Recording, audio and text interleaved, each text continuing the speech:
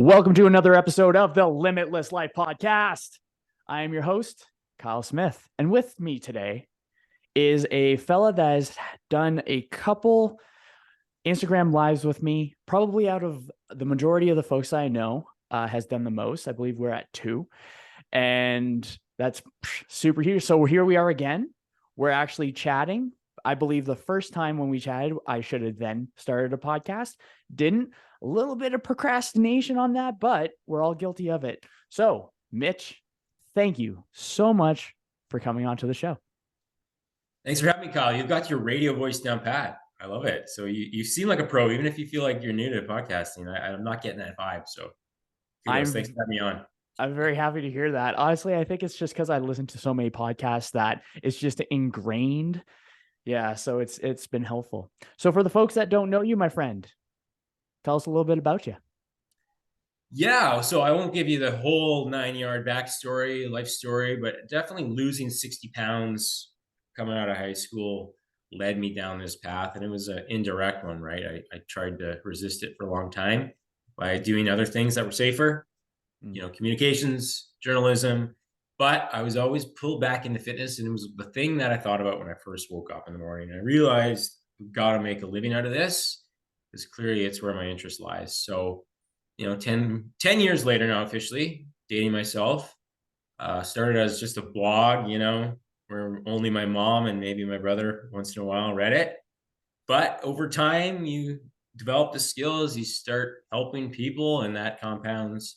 And now, we've got a team of 6 and we're helping a lot of people, right? Over 200 active members. So it grew organically, but it was the path I always wanted to go down. So that's where we're at today. I think that's amazing. So 60 pounds down, hey? What needed to change in your mind for you to stop resisting change? What was holding you back then compared to now? Because 60 pounds is no joke. I think that's absolutely fantastic. So I'm kind of curious about how your perspective or your narratives or your mind had to shift in order to continue forward. Yeah, that's a big one. And I actually needed to kind of a wake-up call at the time. I was just kind of comfortable and it wasn't a good place to be. I, played video games all night. It was sluggish, didn't sleep well, obviously super self-conscious and shied away from all the social stuff in high school because of that. But having a gym teacher basically call me out for heaving during just a regular old drill. And then they had the body fat measurement device, handheld one. And I had the worst score among the guys in the class. I wanted to find a hole to dig myself into. But that discomfort led me to make that initial change, right? So I don't regret any of that. I'm thankful that it happened because from there I had enough pain in my current situation to embrace the pain of change. That was less pain in the big picture. So, 60 pounds didn't come off overnight. I certainly did a lot of the wrong things along the way, but once you achieve that goal and you realize how much better your life is and how much better you feel, that's why you keep doing it. The inches off the waist is just icing on the cake. You just need to push it just enough. I totally agree because we don't understand what the other side feels like until we've actually dabbled in it, until we've actually experienced it. And that's when we really think, holy smokes, what I was doing before is not how I want to feel on a regular basis. What I'm doing now, I feel so much better, so much more energized, so much more excited about existence, right? You don't find yourself miserable on a day-to-day. So from when you first started your own journey, dropping down the 60 pounds, I'm probably going to say that like a dozen times because I think it's really important to emphasize that it takes time and people want it quick. Where was it that you struggled then, and how do you help your clients through that quick, that go, want it now kind of direction? Yeah, that's a good point because I was the same way. So I can definitely resonate with people that come in with that mentality. You want to lose it overnight. You want to get to your outcome and just bypass the work. Unfortunately, the work has to come first, but we kind of tell them to certainly have a North Star. have a goal weight in mind or a vision of that promised land you want to achieve, but then detach from that outcome and focus your attention on today and what you can do today to move that 1 pound or one step closer to your goals. Because when you focus on the process, assuming you know where you're headed and you're doing the right things, yeah, success is inevitable, right? Unless you full out quit. So it's hard not to kind of look further ahead and want to achieve these results yesterday, but we all know it's a process that has to begin on day one and continue through to whatever day finally you achieve your goal. I think it's great. You have the bracelet and you have in the background there, consistency Yeah. compounds. Yes. I think that Awesome. is important. I agree. How is it that you help out your how is it that you help out your clients with consistency when they struggle so much with it? We If boil it down. Yeah, no, good question. We boil it down to just 5 things they gotta check off each day, and I guess I can summarize them quickly. Your step count, depending on where you're starting from, but around 8 to 10,000 steps is sort of that golden rule of thumb. Your water intake, 2 to 4 liters, depending on your body size, right? Making sure that's a priority. Pretty simple things, right? But super critical to do day after day to get to where we wanna go. We talk about a cap, which is, we do track your calorie and protein goals and try to have a range of where you should be day to day. Not a perfect science, but as long as you get your gold bar in the app at the end of the day, you're golden, right? And then you got your strength training and your sleep. And we all know the importance of strength training as coaches and getting them to kind of embrace that process can be difficult depending on if they're starting from a blank slate and then somehow, some way prioritizing 7 hours of sleep. You do those 5 things, 80% consistency over a month, you're going to get optimal results. So, I think something that's interesting is I have a similar hierarchy. Uh, um, Braden Barrett, he also has a similar hierarchy. He was also on the podcast a little nice. bit. The thing that I find that's interesting is the coaches that prioritize, at least in my observations, the ones that I see that prioritize those 5 foundations that like has a hierarchy have the common denominators because it's already gone through all the noise and the science, the laws of thermodynamics, the same foundational habits are what carry us over. I think we focus so much on the pretty things and the things that are like, oh, like there's a new version of keto that's out. Yeah. That's like, okay, so that's cool. Like try it out. Why not? But eventually when people have enough of trying out quick, flaky, tried it once before, maybe they'll try it again and maybe they'll get a different result. I find once they get through the noise, it's the same hierarchy, the same metrics, the same methods. Everything's very similar other than your own personal touch, my own personal touch, Brain's own personal touch. Why do you think we find ourselves so drawn to these quick ketos, carnivores, vegans, vegetarians? Why are we so resistant to the simple? Mhm. I think it's partly, our world we live in today, immediate gratification. We get what we want instantly. When Netflix buffers for a split second, I'm like, what the hell, Netflix? Get going, man. Before we'd have to dial up our computers and wait a few minutes for the internet to connect. Now everything's just so immediate that unfortunately fitness doesn't work that way, nor does building a business or doing anything that really has value. It's a process and a grind at times. And simple is actually sophisticated. It's the simplest stuff works the best, but we lose sight of that in search of the shiny objects.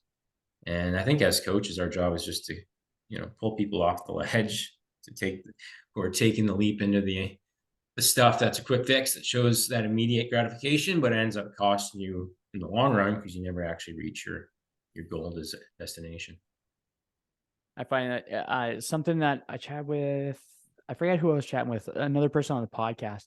I'm starting to recognize that there's a lot of repeat things that I say on podcasts. So for those of you that are listening, I hope that you're learning something from my repetition.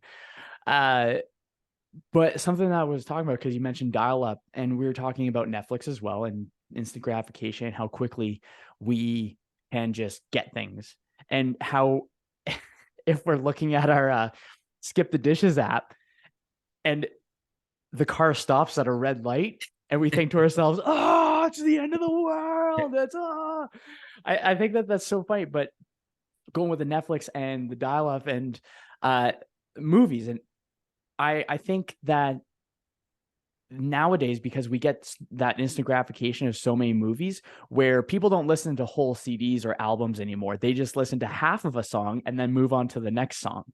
And I try to find myself not doing that. I listen to a whole song to fruition. But Blockbuster, there is like something so awesome about going to Blockbuster and only being able to pick one or two movies, and then you just know that that was it.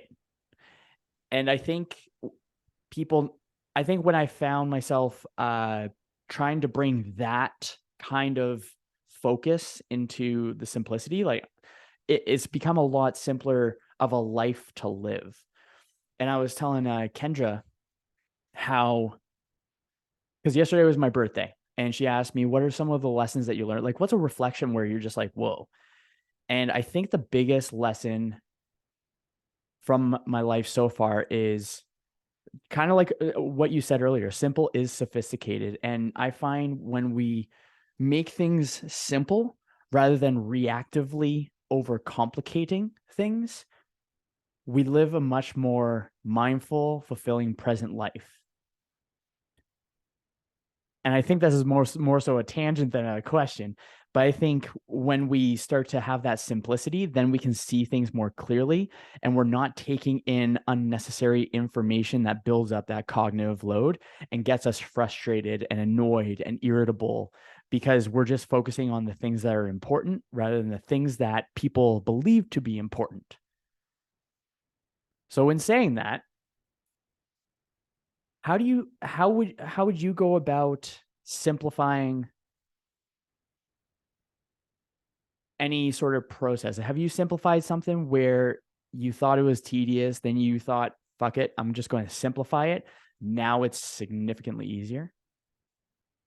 Yeah, I think you kind of touched on it, but the tyranny of choice, they've shown in studies when you got too many options, you don't choose any, you get overwhelmed. And people often, when it comes to fitness, fall into that trap because the internet is so, freely available with a lot of information. You can find anything you're looking for on any angle, but it also kind of trips you up because you don't know who to believe or who to trust.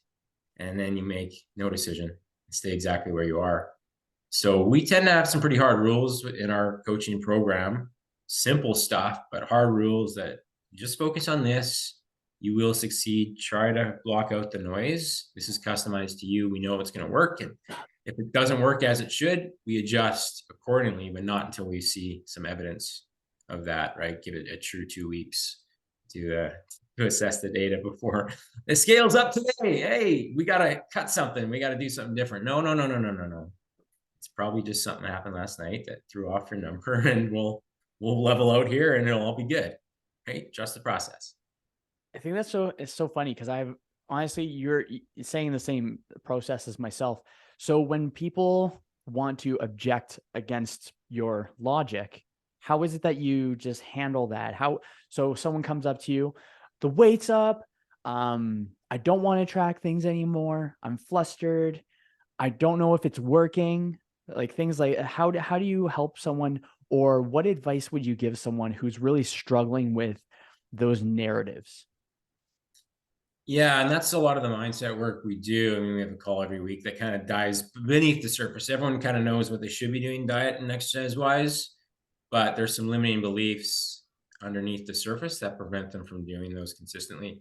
So we do make a big focus of our program on the space between the ears, trusting the process, believing in themselves, and not getting caught by or distracted by shiny objects. So when someone does come to me, and it happens fairly often, I'll be honest, with a scale fluctuation in their head, they're getting frustrated and they want to quit outright or wherever. We just get them on a call and show them what the actual data is implying, right? And you zoom out on their weight chart and it's trending down despite the little fluctuations along the way.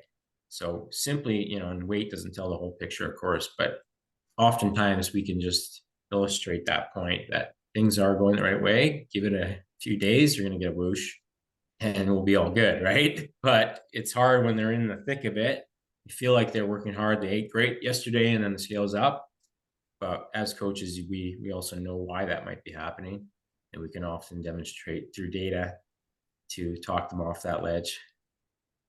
Like how you word it, talk them off the ledge. Yeah. I always emphasize, and I tell people during a consultation and even during my posts and stuff like that, where the focus is making data-driven decisions. We make informed decisions. We make decisions based off of facts, not feelings.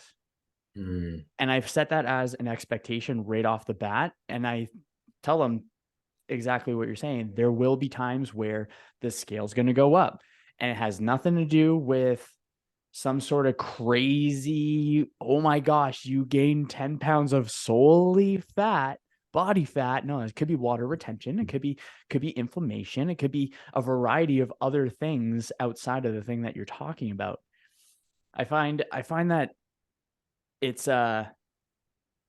interesting how brainwashed into those narratives. Well, it is marketing, right? Mm-hmm. Marketing tricks us all. And when we think of it, a majority of these protocols, these nutrition protocols, I don't want to call them diets, I'll call them nutrition protocols, like keto, intermittent fasting, even vegetarian, where they're removing a chunk of calories, when they're removing things, it's just automatically putting people into a calorie deficit. Then they get those quick fixes or those quick results because they stop eating crappy.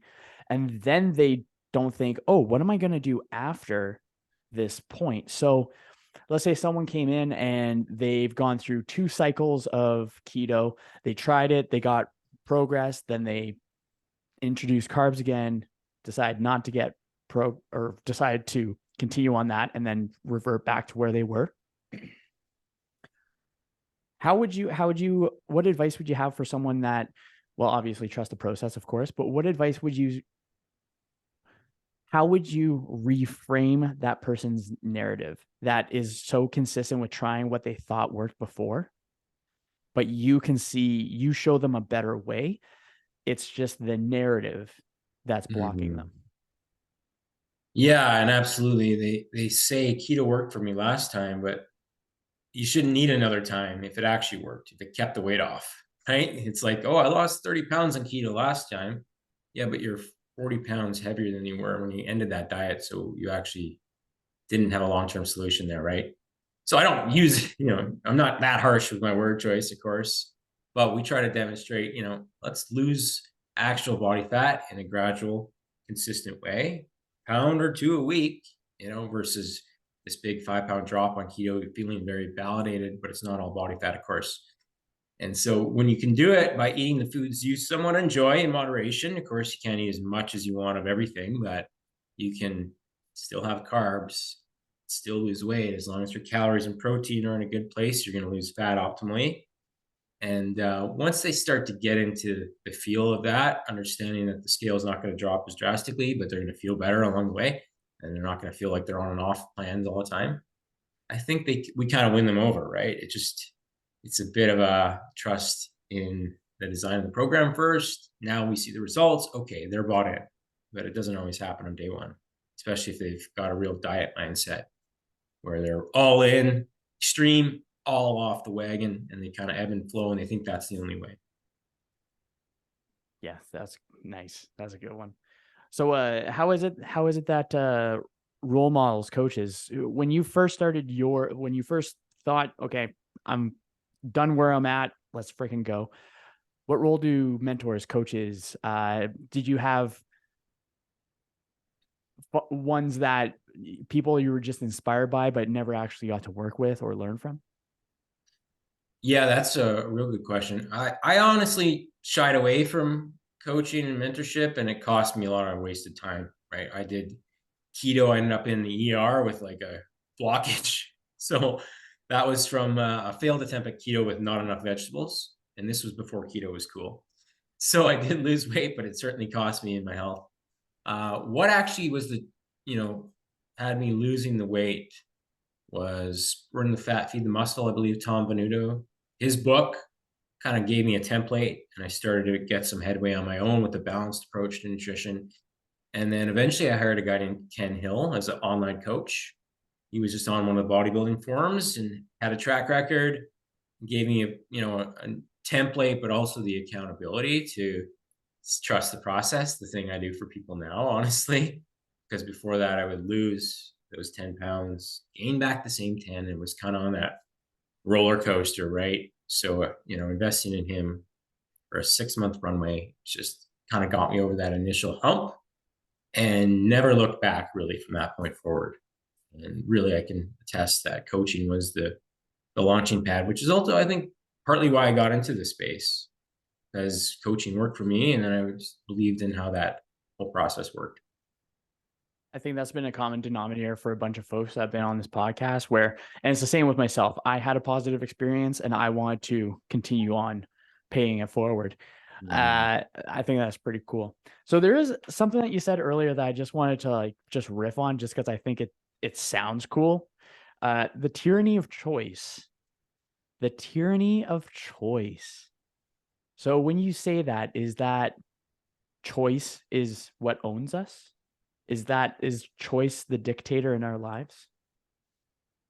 Yeah, certainly it can be. Distraction is a big one nowadays too, right? We're constantly, put off from our goals by focusing on the here and now, what we want most in the moment versus what we want most later down the road. And that's a tough tug of war to win that battle. But yeah, tyranny of choice. I mean, I read in, I think it was the book Influence, where they were selling jam in a store and they put out like 12 different options the first day, didn't make that many sales, narrowed it down to I think 3 or 4, and the sales doubled because people were like, okay, well, I can choose between 3 or 4, but 12, I'm not even going to bother, right? So you can kind of apply that to a lot of different things in life. Like I kind of said, the fitness example, where there's so much information and so many different options that you don't actually get out of the starting blocks because you're not sure which is going to be the right one for you. So I don't know if that answers your question. You might want to expand on that a bit, but I went on a bit of a rant. No, I don't mind the rants at all. When I think the tyranny of choice, I think to resolve the tyranny of choice would be to aim for independence, where someone is really dialed in on their own perspectives, point of views, opinions that are really backed up with the information and the research that they put in. So I was journaling it this morning. It was about opinions and how nothing is either good nor bad. It is our opinions of the thing that makes it good or bad. And then we have an emotional response to our story, to our opinions, because when we have that story and we say it's a good thing, then we feel good. When we say it's a bad thing, then it's feeling shitty. And I think when people take the time to do just a smidge more research rather than watching 30-second, 60-second reels and maybe like a 30-minute, hour-long podcast, there's just at least more information.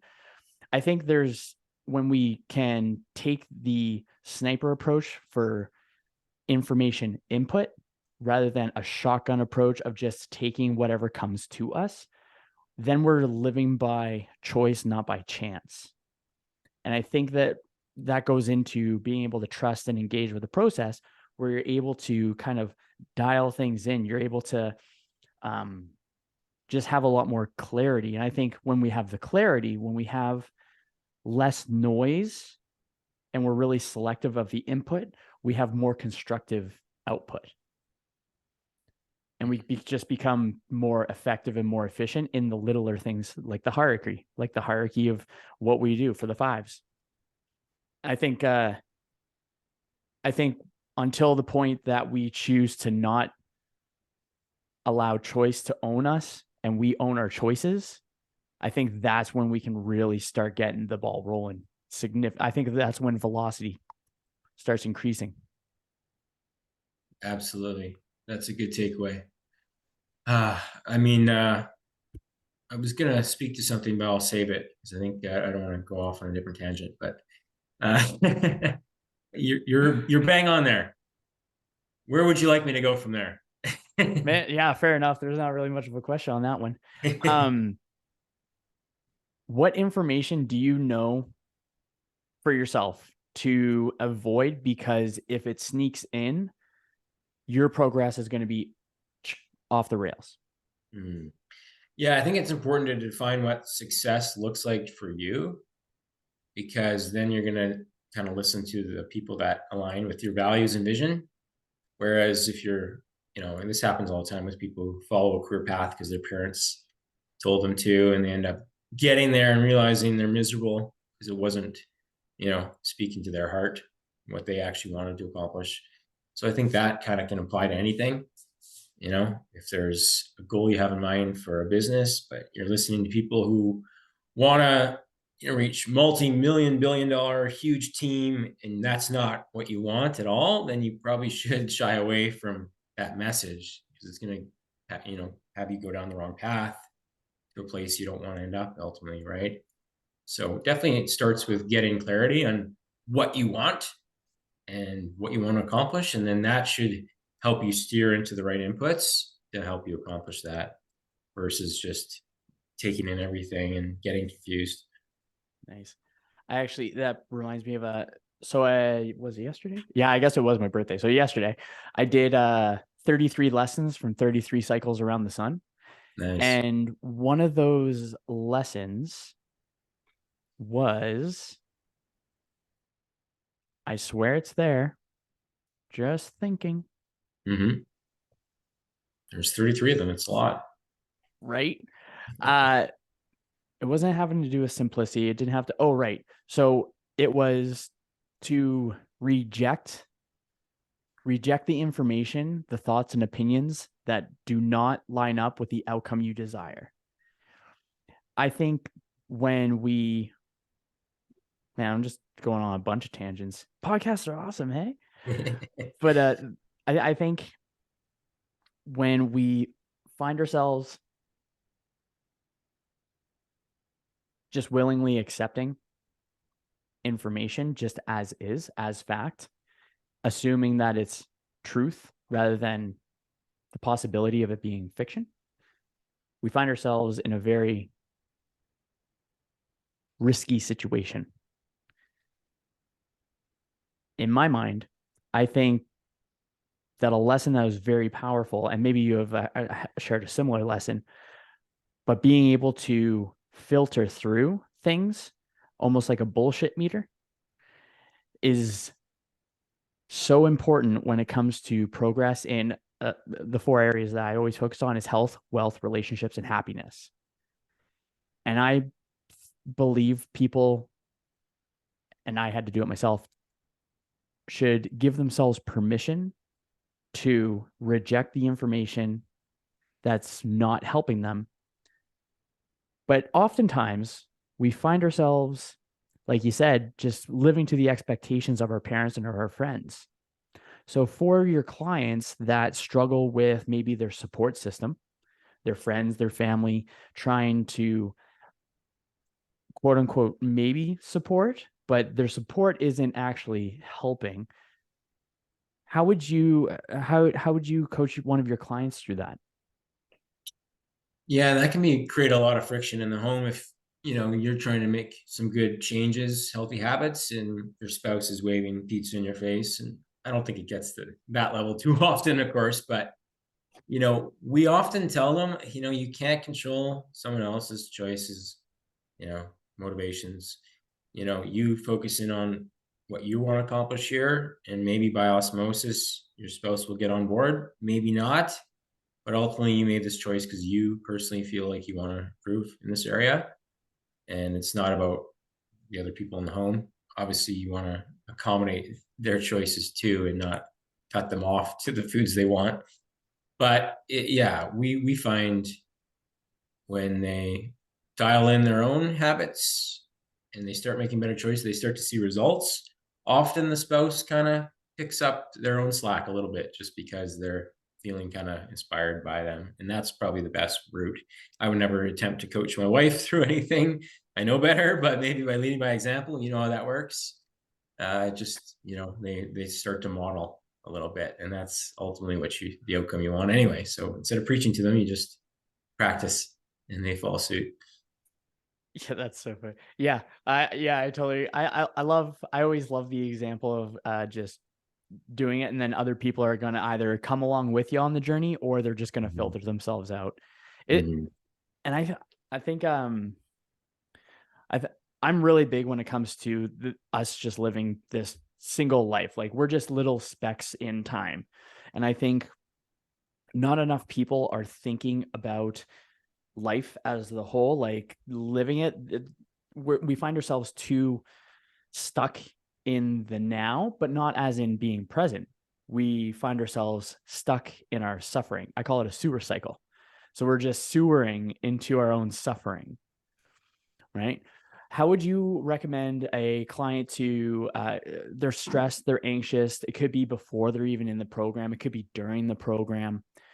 Do you have any tips, tricks, any sort of structures where someone's like, Mitch, man, like if I were to come up to you and I was like, Mitch, man, like I'm really stressed, I'm really wound up, I don't know if I'm hitting anything, I I'm just overwhelmed. What should I do?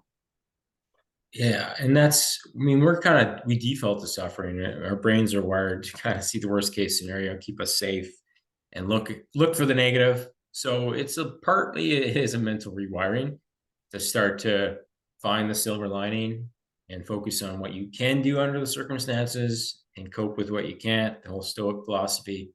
So there's a bit of that involved in that talking to in that process.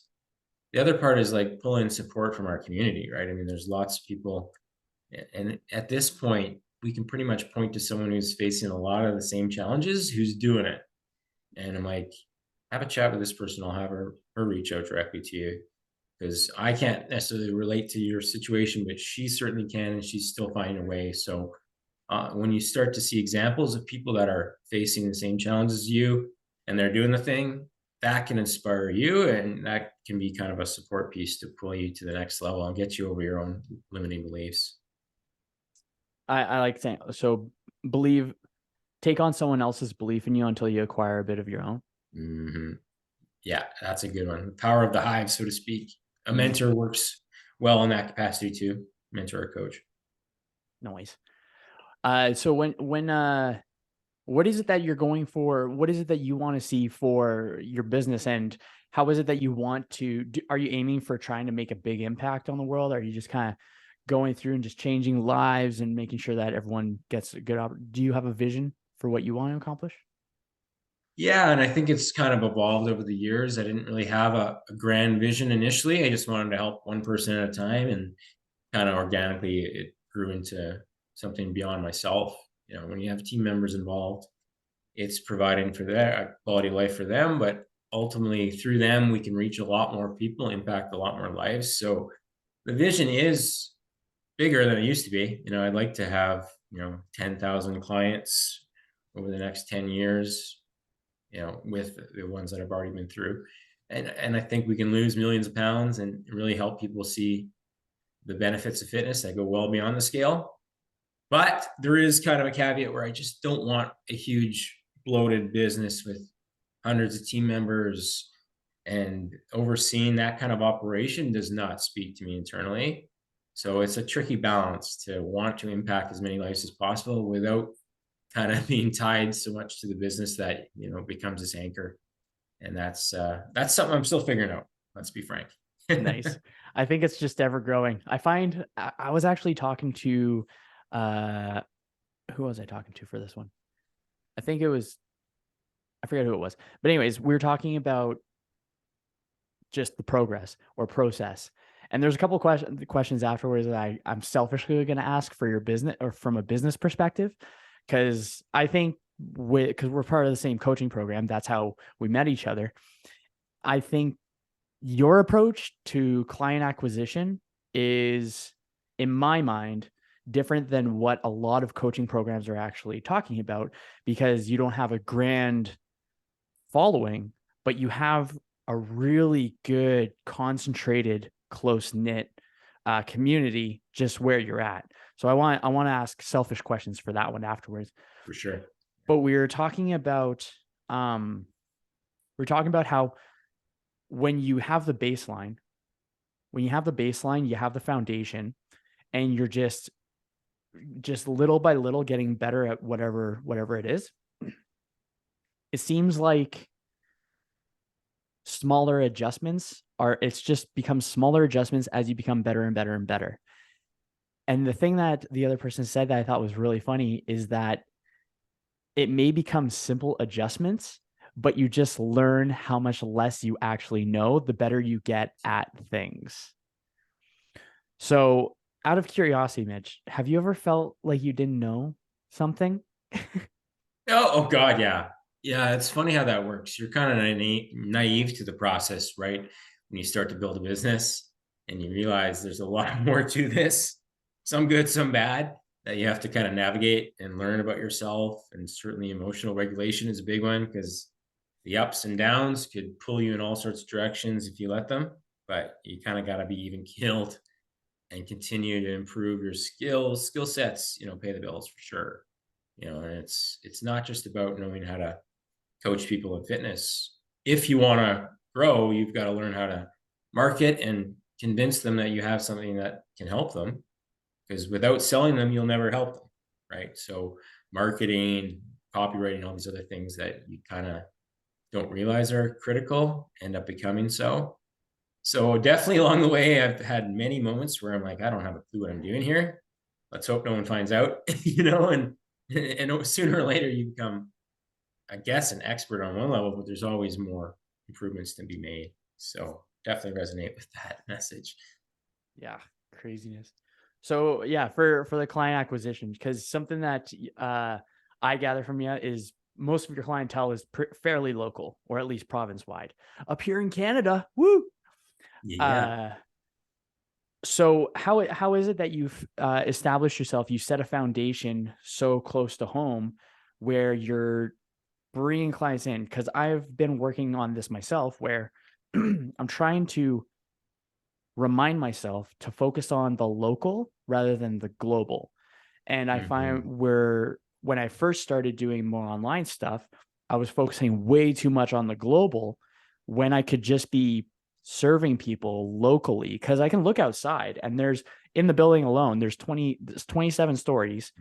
There's more than 100 people that live in the building. So I'm trying to flip that switch. So I'm focusing on the local, and I've seen how you've done it. And I think it's pretty cool. And I'm just curious about it.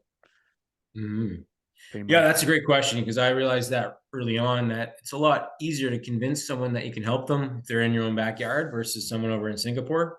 It's kind of cool when you get clients in different parts of the world, but frankly, in your own backyard, Edmonton's a city of over 1 million people, right? Same with Winnipeg. So there's 1 million potential clients there. And why go beyond your borders if it's a lot less friction to have someone in your backyard who trusts you because, oh, you're in Winnipeg? I hear this all the time from people, because I talk to largely only people in Winnipeg. Oh, well, I wasn't going to respond, but I realized you're in Winnipeg. So that creates a lot less friction and believability in what you're offering them, because technically they could show up at your house. So even if it is online training, having a local element to it is super critical. And I know Jonathan Goodman, I don't know if you know him, but he speaks to, don't overcomplicate this process. Talk to people locally. I've got a newspaper column, Free Press here, on the radio every couple weeks. Those are better sources of leads than random people on the internet that you've got to convince just to get on a phone call, right? Okay.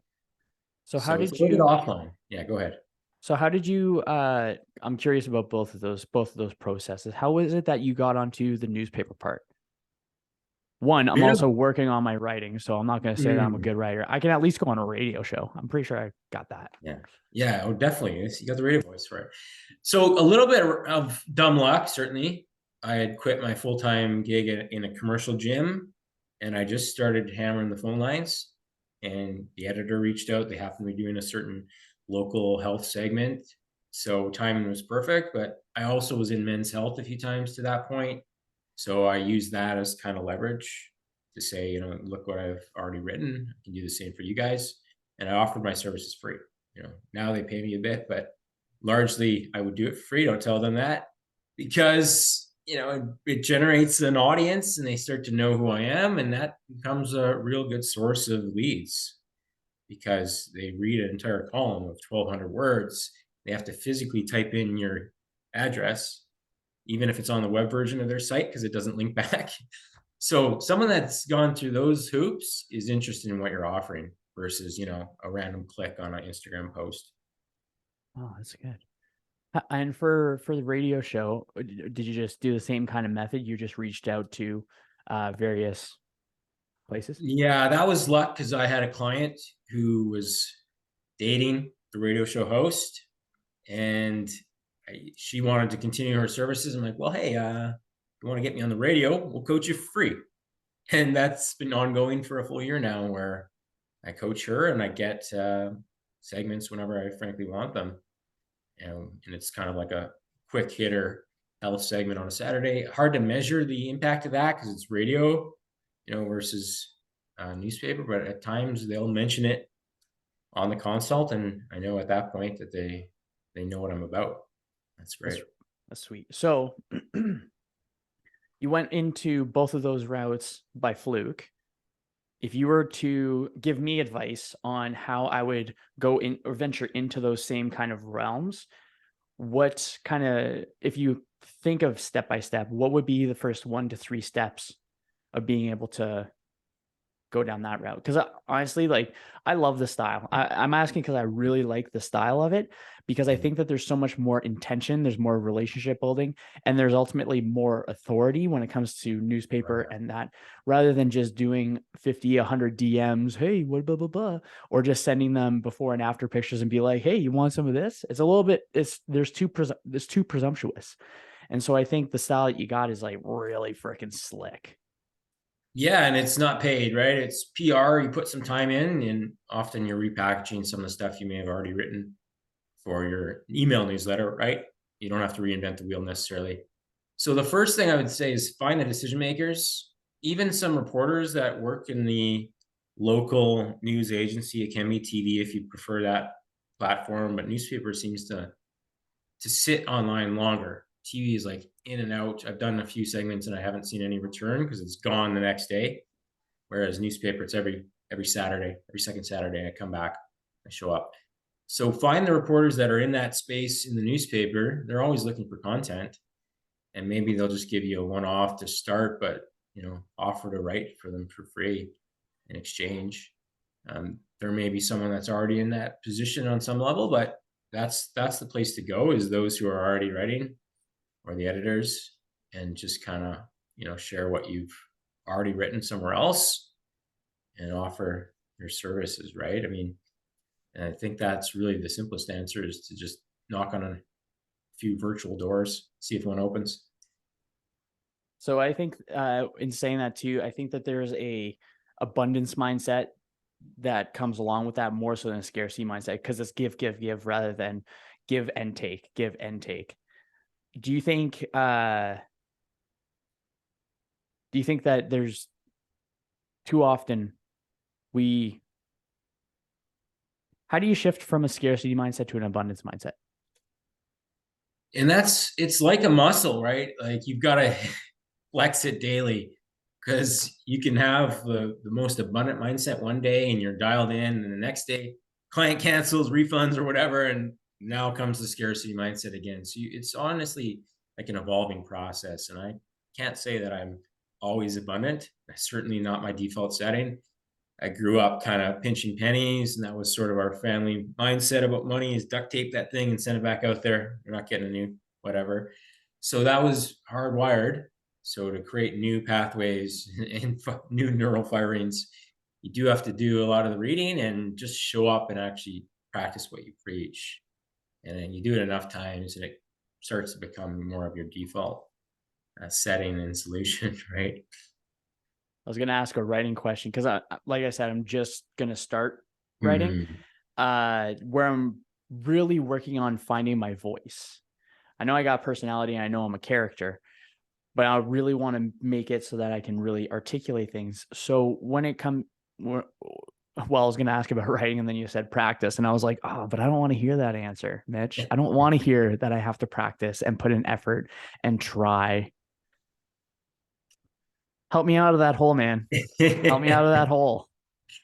Yeah, the best writers just show up with the blank cursor Word document and they force themselves to write, for an hour. I don't get writer's block, and it's because it's kind of my main unique advantage, right? Because I was a writer before I ever became a fitness coach, communications degree, journalist. So definitely gave me an advantage over other coaches just don't typically like to write. So I don't know if you, that's a good question because there's different ways to get your message out there. And if writing is just a grind and you don't feel inspiration comes, then podcasting, video is going to work all the same. So you kind of want to play to your strengths a bit to some degree versus trying to bring up what would be perceived as a weakness a little bit, maybe double down on what you're really good at, right? And find the platforms that'll reach an audience through that medium. Like you said, radio might be your go-to, whatever. So really double down on reaching out to radio stations first and see if that can exhaust that avenue. That's my opinion anyway. I know. I think it's a good opinion. It's a good Okay. one. I like it. It's like, okay, yeah, you're right. I don't have to do the things I don't want to do. Exactly. It's interesting because I just see, I think this is my thought processing for learning something like writing. With all the technology, all the devices, everything that's going on, with the introduction of AI, where our apps and our phones have all the algorithms and how it's personalized to us, it's not personal. I think writing is going to be one of those skills and one of those methods of communication that is going to be able to separate the person from the AI, because the AI is not going to have that personal touch. Exactly. That's a really good point because Chat GPT, well, there's a bunch of different AI generators that'll spit out content just based off a question you ask it. I think the real key is like drafting that in your own voice, using some elements of it, but making it unique. I think that is the future of content generation for sure. So yeah, I think you hit the nail on the head there. But I mean, you could do that in other mediums as well because no one can duplicate. Well, maybe there's some deep fakes that look like you and speak like you that aren't you. That I'm not sure what that's going to be like. I'm a little bit concerned, frankly, of where that's going. But maybe you have an idea. It's funny you say that. Before we hopped on this, Alex Hormozy just released another AI video, and the question, or he told his staff to utilize or work them. No, use AI to do their job. So how is it that you can replace your job with AI? Like, I want you to replace your job with AI. And so he came back to the team, and I think this one was compose.ai. And so let's say consultation, right? Uses your link, schedules a call. You can use the information. So they would put their name. So it would be like Mitch. So you schedule your call. You then receive a video, and you set it up where it's a simple video where it's, so I would put it as, what's up? I would just put my own name just as a reference. What's up, Kyle? Super stoked that you booked a call. I see that you're there. Super, super pumped. Let me know if you have any questions, concerns, thoughts, or threats. I am pumped to see you. So Alex Hormozy, they already did this. They did the video, and the AI goes around the mouth and just changes the name automatically. So one video, it could say Mitch, it can say Kyle, it can say Kendra, it can say whatever name, and it's automatic. Whoa. So it's crazy, man. Like after chatting, go to YouTube and watch this. I will now. And he goes through marketing, sales, video. He actually says it where you can utilize the AI where it's a person. Like it looks like a person, and they're doing onboarding call, like an onboarding segment, like do this. Is crazy. I think Mm. the ability to leverage AI is whoever can learn. This is a cool way of thinking of it. I think AI is not going to take over jobs, but the people that'll learn how to utilize AI, how to leverage AI, will have a little bit more of an advantage when it comes to the speed. I think we're going into like light speed pretty soon. The velocity is just going fast. And I'm like, I was describing it to Kendrick because I'm really trying to pump out as many of these podcasts as possible. Good quality, of course. Like I'm chatting with cool Mm. people and I have my systems in place and I'm utilizing like AI in my own ways. But I feel like I'm in a plane and I got, for the most part, things buckled down, but it's like shaking. Like the plane is shaking. And I'm like, okay, we got this. Like we're on the way. Just hopefully that duct tape holds. And it's interesting because I find myself in that sweet spot where it's like freaking out and calm. And I'm Mm. just hanging out. So hoping that I don't crash. You summarized entrepreneurship right there. That's Yeah. basically it. Yeah, that's every day. Yeah, it's just like a rickety plane. It's like, ah Mhm. shit. Oh my But goodness. So what is it that you want to do before coaching then? So was journalism the main? Yeah. Cool. yeah, sports journalism in particular. We're writing a sports column, sports newspaper, sports TV even. So I did a couple years of that.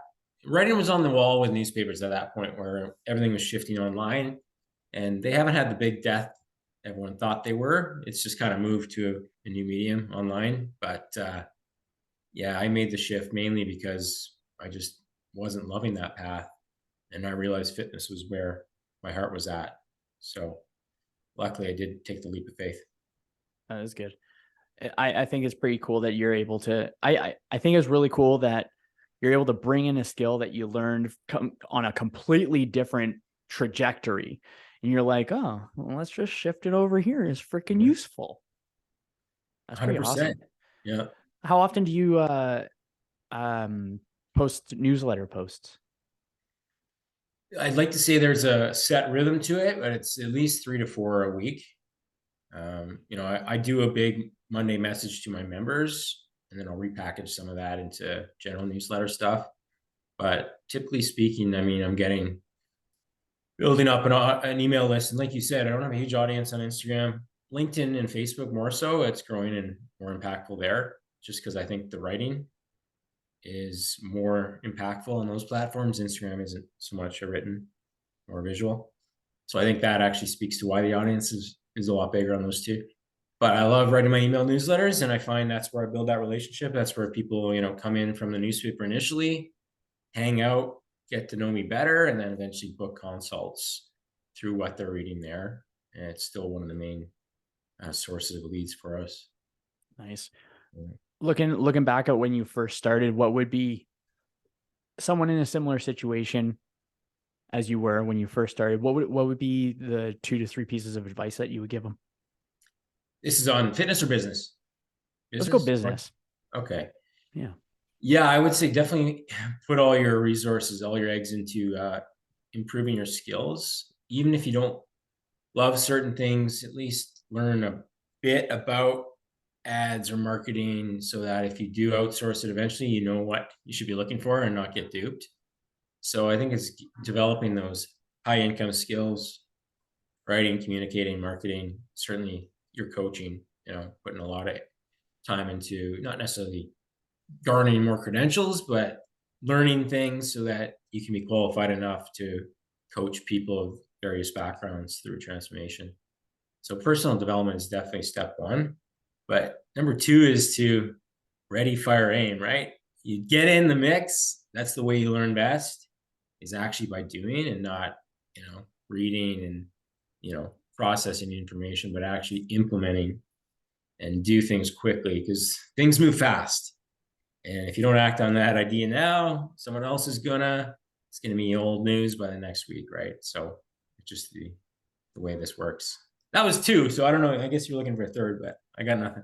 No, that's all good. I think something that's cool that being in it. Oh, where was I going to go with that? Anyways, there's a book that Rick Rubin just came out with. I definitely reference this a lot because I think it's so cool.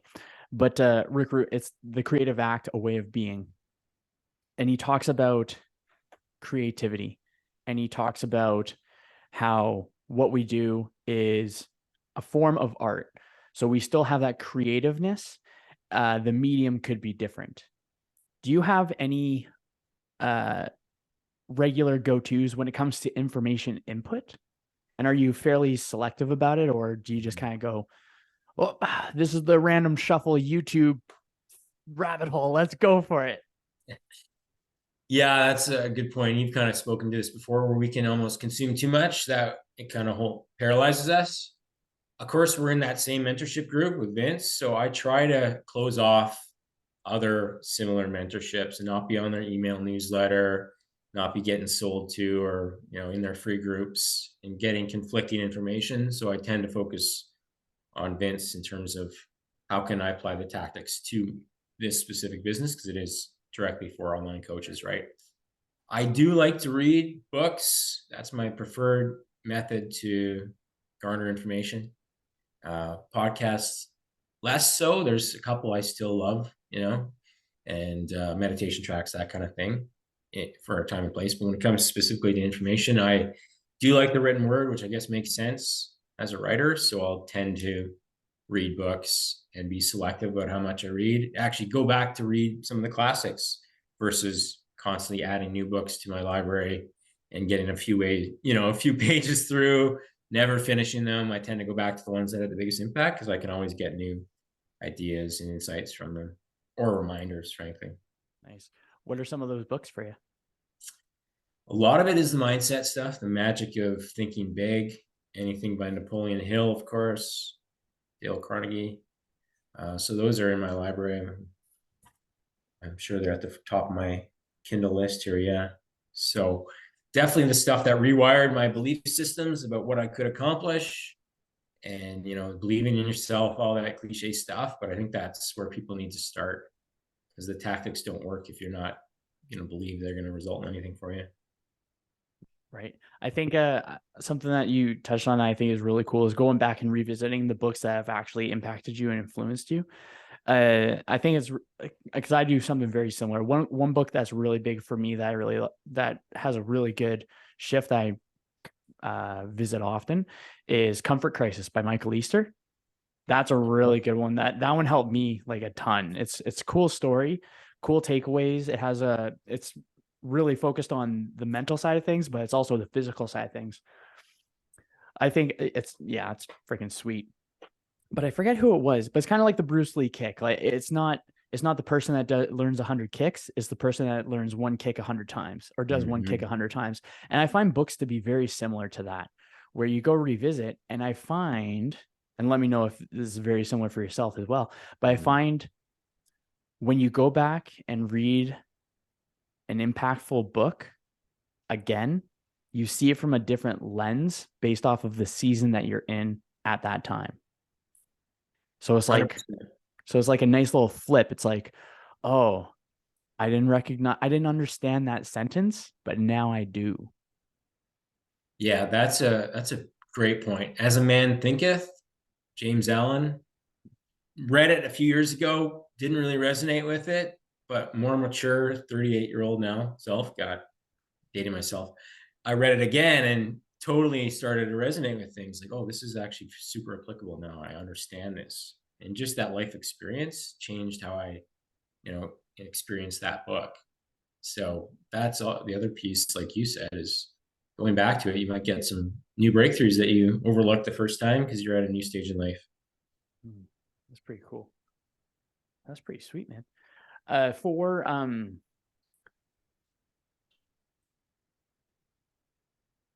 I actually don't have much on that one. That was a pretty sweet one. Yeah. Well, I think we summarized it together. Yeah. Yeah. That was a wonderful summary on that one.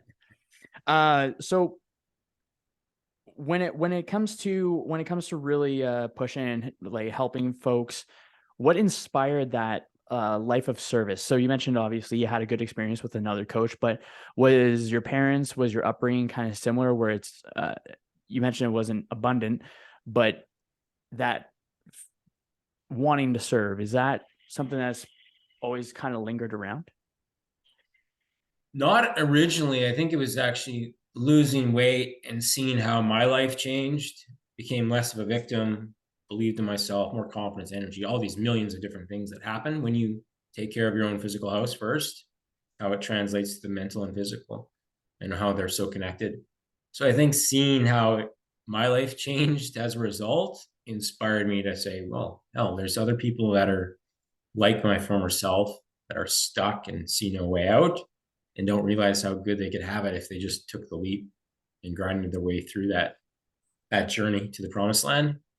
So yeah, no, I wouldn't say it was innate. I wasn't a born entrepreneur or naturally inclined to provide a life of service, but fitness was sort of that foundation for me, and it changed everything. So that's what inspired me to kind of try to help people take that same journey. How good does it feel when you have a client come back and say thank you? That's what it's all about, man. Yeah, like those light me up. The screenshot grab of how their life changed, and usually it's in ways that aren't reflective of the scale or close fitting, like just how they seem to see the world differently now that they've accomplished this thing for themselves. Everything looks different in a positive way. So those are huge. That's absolutely what keeps you going through the down days. Yeah, I can resonate with that. It's something, it's beautiful. It's like a beautiful moment. That's the way I think of when I describe it. It's like, oh, like for myself, I think to myself, yes, that's awesome. That is, here I am. Here I am doing cool shit. Doing cool shit and helping motherfuckers out. Yeah, you're doing the right things if that's the feeling you get, right? It's not just about your individual accomplishments, but how what you're doing is having an impact on others. I think we're all meant to do that in our lives, right? I think we're just a lot happier, healthier when we're living a life of service and whatever our chosen path is. Definitely. Oh man. Well, sir, we're at the top of the hour. I will let you be on your way, but I got 2 questions for you. But before then, where should people find you? Yeah, so really straightforward URL, mitchcalvert.com. Surprised it was available back in 2012. Maybe could add a fitness to it, but for now, that's where we're at. Mainly on Instagram, Mitch Calvert Fitness / but you can also find me. My personal Facebook is where I am the most active. And if you're in Winnipeg, there might be someone listening that's in Winnipeg. You can see me on CJOB Radio or the Winnipeg Free Press on Saturdays. That's pretty sweet. So going into the questions, my friend. First one, it's dark, it's deep, it's heavy. You're on your deathbed. There are the people around you, they love you, they're there to support you. None of your writing and none of your content and this podcast does not exist. You only have one lesson that you can pass on. What do you want people to know? That's deep. I'm going to piggyback off. I think it was the 5 biggest regrets of the dying. And the one that jumped out at me from that list, I think was on there, was, wish I didn't spend so much time at the office. Like no one's going to be in their deathbed thinking, oh, I wish I put in more overtime, sacrifice my kids' birthdays. So special occasions in your life that you only get once often. I've got 2 girls, 7 and 4. And, once they were born, especially at the stage they're in now, I prioritize being an active participant in their life. And I'm certainly not perfect. I'm still too dialed into my devices sometimes, but I always have to check myself. And I always remind myself that you're not going to regret spending less time in the office. Luckily, I work from home when you're on your deathbed. So that one would be the biggest one that resonates for me. As we're both in our offices doing a little work stuff, No. Yeah, it's the work hours right now. We still got to work. We enjoy our work, but yeah, there's a time and place to cut it off. Yeah, totally. That's so true. Awesome lesson. So the final question, How would you define living a limitless life? Beauty. Having no limits physically or mentally. And we talked a lot about the mental limitations people have during this podcast and how we're really our own worst enemy. We hold ourselves back from living the life we are destined to live. So that takes a lot of inner work to rewire some things so you don't stay in your comfort zone, even if it's a miserable place. You take that leap of faith, you burn the boats, and you never regret taking the leap. Even if it doesn't all work out, you learn some good lessons along the way, and you're better for it. And then the physical limitations, just treating your body right. You only get one. It's not a car you can replace in 3 to 5 years. You got to baby this thing, make sure it's quality, well-oiled machine well into those later years when things tend to break down. And I think people overlook that, or they don't prioritize it as much as they should, because you only get one brain and body, and they should be the top of your priority list. Dude, that was a fantastic answer. And before we head out, I just want to say thank you very much for being on the podcast, for being one of the first 21 people. The reason why it's important is because 21 is apparently the number where it is where few and few people reach when they start a podcast. They actually stop after 3. It's a pretty cool track data point, but 90% stop after 3, then another 90% stop after 15, then another after 18.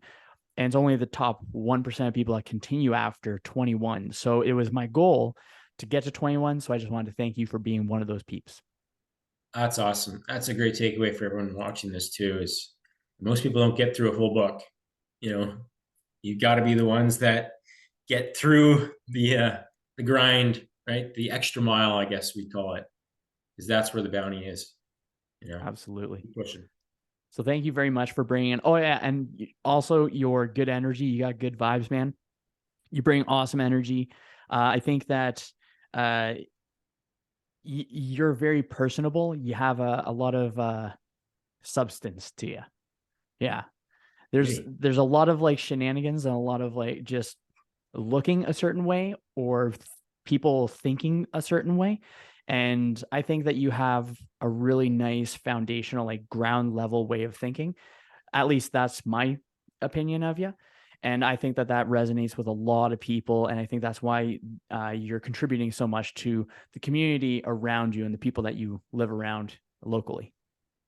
It means a lot. They say that. Feelings mutual, for sure. I think that's why we connect well. The conversation flow is easy. That is true. We've had like pretty flowy conversations so far. So for those of you that are listening on a podcast app, be sure to subscribe, turn on notifications, leave a 5-star review, comment below what is your favorite takeaway. Now, if you're listening on to YouTube, same thing. Be sure to subscribe, like, comment your favorite takeaway below. And for both, be sure to share it out to your friends, family, whoever you believe would be able to benefit from the words that have been spoken today. And if not, then I still appreciate you. I love you. And I hope your day treats you as good as you look.